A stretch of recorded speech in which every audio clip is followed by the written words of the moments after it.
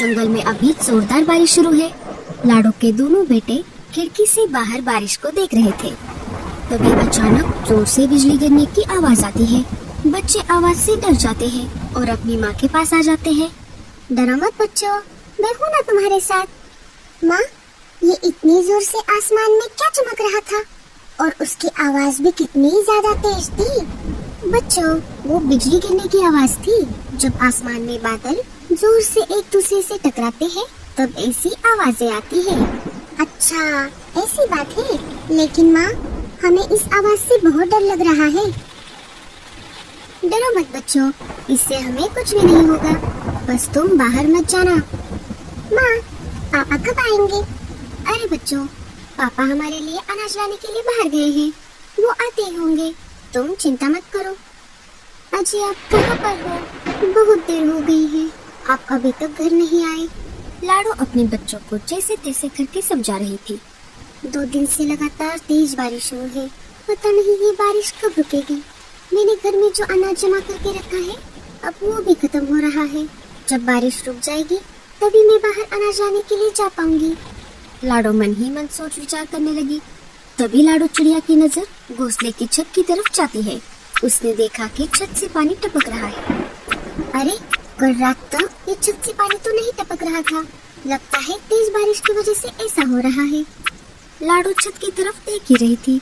तभी अचानक घोंसले की आधी छत नीचे गिर जाती है।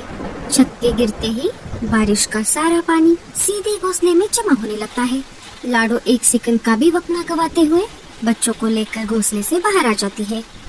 जैसे ही लाडो चिड़िया अपने बच्चों को लेकर घोंसले से बाहर आ जाती है वैसे ही घोंसला नीचे धड़ाम से गिर जाता है। अरे बाप रे, अब मैं क्या करूं? इतनी तेज बारिश में मैं मेरे बच्चों को लेकर कहां पर जाऊं? रानो, बुलबुल और मीनू मौसी अपने अपने घोंसले की खिड़की से लाडो को देख रहे थे, लेकिन कोई भी उसकी मदद करने के लिए बाहर नहीं आया। कालू का भी घोंसला पास में ही था। अरे, ये कैसी आवाज थी? जैसे ही कालू ने अपनी खिड़की से बाहर झांक कर देखा, उसने देखा कि लाडो का घोंसला नीचे जमीन पर गिर गया है और लाडो अपने दोनों बच्चों को लेकर नीचे एक पेड़ की टहनी पर बैठी हुई है। अरे, ये कैसे हो गया? लगता है तेज बारिश की वजह से लाडो का घोंसला टूट गया। मुझे जाकर उसकी मदद करनी होगी। गोरी कौवी भी ये सब खिड़की से देख रही थी। बड़े आए मदद करने वाले। कोई जरूरत नहीं है उसकी मदद करने की। उसे अपना घोंसला पहले ही पक्का कर लेना चाहिए था। कोरी, तुम ऐसा कैसे बोल सकती हो? बारिश तो कभी भी आ सकती है, वो हमारे हाथ में नहीं है। कभी भी किसी के भी साथ ऐसा हो सकता है, हमारे साथ भी। क्या तुम्हें याद है जब हमारा घर नहीं था और तेज बारिश हो रही थी, हम लाडो से मदद मांगने के लिए उसके घर गए थे। लाडो, अरे ओ लाडो, दरवाजा खोलो, हम मुसीबत में हैं। कौन है? अरे मैं हूँ कालू। अरे कालू भैया, आप यहाँ पर कैसे? लाडो, बाहर बहुत तेज बारिश हो रही है। हमारे घोंसले में बहुत पानी आ रहा है। क्या तुम बारिश रुकने तक हमें तुम्हारे घर में पनाह दोगी? हाँ कालू भैया, अंदर आइए। तब तो तुम बिना सोच विचार किए अंदर चली गई थी और तब तो तुमने कुछ भी नहीं कहा। आज जब हमें उसकी मदद करने का मौका मिल रहा है तो तुम मुझे मना कर रही हो। हटो, मुझे जाने दो। हाँ, मेरी तो कोई सुनता भी नहीं। उसे अंदर लेकर इस घर को भी आप गिरा दोगी। कालू बाहर जाने के लिए घोंसले का दरवाजा खोलने लगता है, लेकिन दरवाजा नहीं खुलता। अरे, ये दरवाजा क्यों नहीं खुल रहा? शायद बारिश के कारण ये फूलकर जाम हो गया है। अब मेरा मुंह क्या देख रही हो? दरवाजा खोलने में मेरी मदद करो। ओए माँ, मर गई रे। मेरे हाथ पैर तो बहुत दर्द कर रहे हैं। मैं तो चली सोने। डुगू बेटा, आओ मेरे पास। आज तुम अपने माँ के पास सोओगे, पापा के पास नहीं सोओगे। हाँ मम्मी, मैं तुम्हारे पास ही सोऊंगा। गोरी, तुम मेरी मदद ना करके ठीक नहीं कर रही। अरे लाडो, ये कैसे हो गया? तुम सब ठीक तो हो ना? क्या बताओ बल्लू जी, हमने इतना अच्छा और पक्का घोंसला बनाया था, लेकिन पता नहीं ये कैसे टूट गया। जब घोंसले की आधी छत गिर गई तभी मैं बच्चों को लेकर बाहर आ गई और थोड़ी ही देर में पूरा घोंसला नीचे गिर गया। तुम चिंता मत करो लाडो, अब मैं आ गया हूँ ना। बारिश रुकने तक हम किसी से मदद मांग लेते हैं। लाडो और उसका परिवार मदद मांगने के लिए पहले बुलबुल चिड़िया के घोंसले के बाहर आ जाते हैं। लाडो घर का दरवाजा खटखटाती है। बुलबुल, अरे ओ बुलबुल, जल्दी से दरवाजा खोलो। बुलबुल चिड़िया जानबूझकर बिना घोंसले का दरवाजा खोलते हुए खिड़की से ही लाडो से बात करती है। क्या है लाडो? लाडो सारी बातें बुलबुल को बता देती है।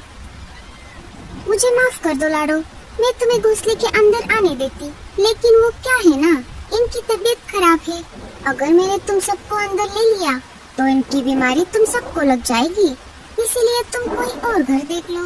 तुम एक काम क्यों नहीं करती, तुम रानो चिड़िया के घर चले जाओ, वो तुम्हारी जरूर मदद करेगी। ठीक है। लाडो और उसका परिवार वहाँ से निकलकर रानो के घोंसले के पास आ जाते हैं। रानो भी बीमारी का झूठा बहाना बनाकर लाडो को मीनू मौसी के यहाँ पर जाने के लिए कहती है। बेचारा लाडो का परिवार बारिश में भीगते हुए मीनू मौसी के घोंसले के पास आ जाते हैं। लाडो दरवाजा खटखटाती है, लेकिन मीनू मौसी सुनकर भी अनसुना कर देती है। लाडो बहुत देर तक दरवाजा खटखटाती रही, लेकिन मीनू मौसी ने दरवाजा नहीं खोला। लगता है मौसी सो रही है, उन्हें हमारी आवाज नहीं आ रही। लाडो परेशान हो जाती है। अब हमारी आखिरी उम्मीद कालू भैया है। चलो बच्चों, हम उनके पास चलते हैं। बड़े आए मेरे घर में रहने वाले, अगर मैंने इनको रहने के लिए जगह दे दी तो बारिश रुकने तक और खुद का घोंसला तैयार होने तक ये यहाँ से नहीं हिलेंगे, और ये दो बदमाश बच्चे मेरा पूरा घर खराब कर देंगे। अच्छा हुआ मैंने दरवाजा नहीं खोला। सारे वहाँ से निकलकर कालू के घर के पास आ जाते हैं। कालू जी, जल्दी से दरवाजा खोलिए, हम सब मुसीबत में हैं। अरे बल्लू जी, मैं बहुत देर से दरवाजा खोलने की कोशिश कर रहा हूँ, लेकिन ये नहीं खुल रहा। बारिश की वजह से ये फूल गया है। सुनो मोनू, तुम चिंता मत करो, मैं और पापा है ना तुम्हारे साथ। तुम दोनों एक काम करो, मेरे पंखों के नीचे आ जाओ। गोरी, तुम इतना कठोर कैसे हो सकती हो? ये कोई टाइम है सोने का? बाहर लाडो और उसका परिवार मुसीबत में है, वो भीग रहे हैं, और तुम हो कि कंबल ओढ़कर सो रही हो। उठो और दरवाजा खोलने में मेरी मदद करो। मैं कोई मदद नहीं करने वाली। अगर तुम फिर से मुझे नींद से उठाओगे तो कल सुबह होते ही मैं मेरे मायके चली जाऊंगी। कालू मन ही मन बात कर रहा था। अब मैं क्या करूं? लाडो ने उस समय मेरी मदद की थी, लेकिन अब जब मेरा उसे मदद करने का समय आ गया है तो मैं उसकी मदद नहीं कर पा रहा। तभी अचानक जोर से बिजली गिरने की आवाज आती है और उसके भी घोंसले की छत नीचे गिर जाती है।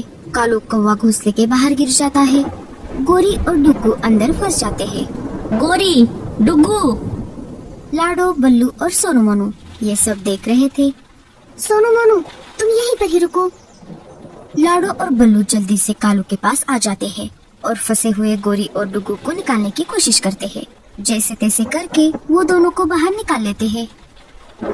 गोरी और डुग्गू को गहरी चोटें आई थी। गोरी को अपने किए पर पछतावा हो रहा था। गोरी रोने लगी।